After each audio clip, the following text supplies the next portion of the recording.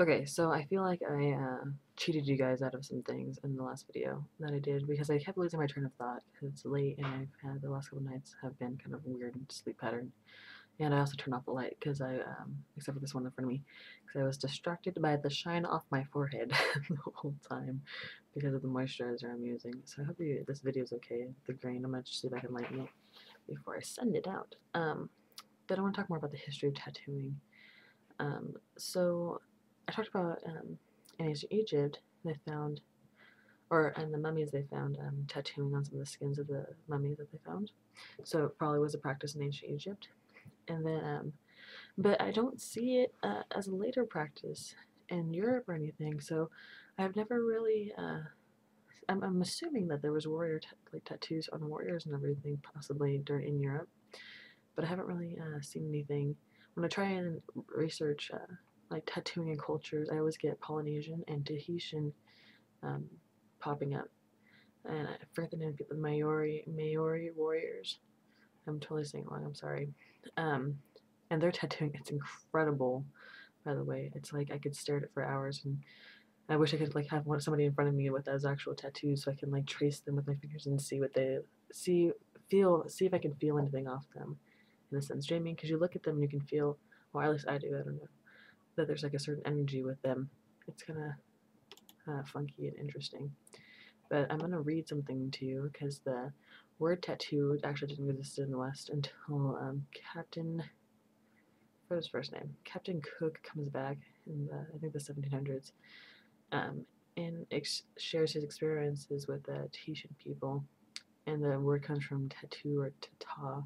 So I'm gonna switch over to a web page, and I'm gonna read to you what he wrote in his journal real quick.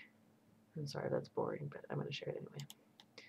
So it's British Captain James Cook and his crew, um, and so they came from Tahiti in July of 1771.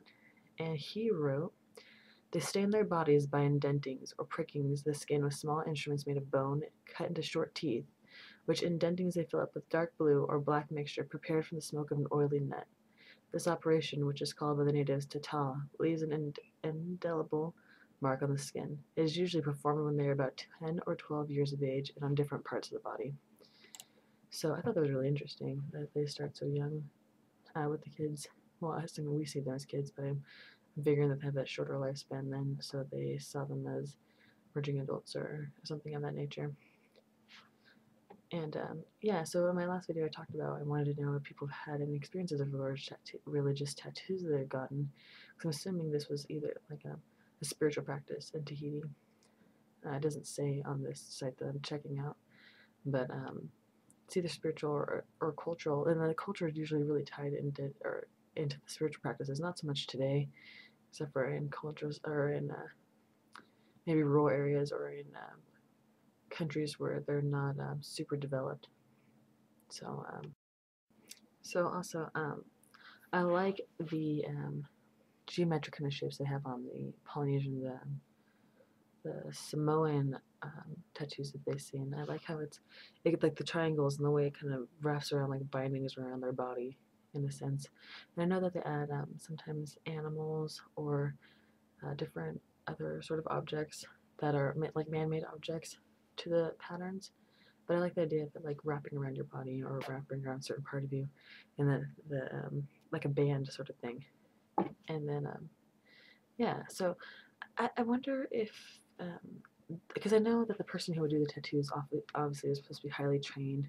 I'm seeing them in my perspective as a spiritual sort of person, like spiritual part of the community, part of the spiritual community, because these tattoos were obviously had meaning, and that I know that they're held in like a sort of high esteem and everything too because of their high skill in their art.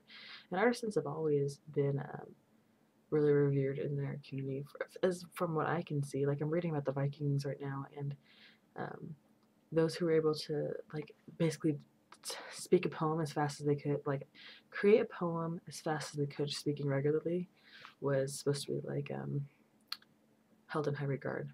And that there was one guy, I forget his name, who was like this great warrior, but he's also really well known because he's a great poet at the same time. So this great, big, fierce guy, scary, and then he's known for being a good warrior and then a great poet as well. And it seems like sweet, but the poetry was more like you had to have a great deal of knowledge on the different myths and everything to fully understand or comprehend them.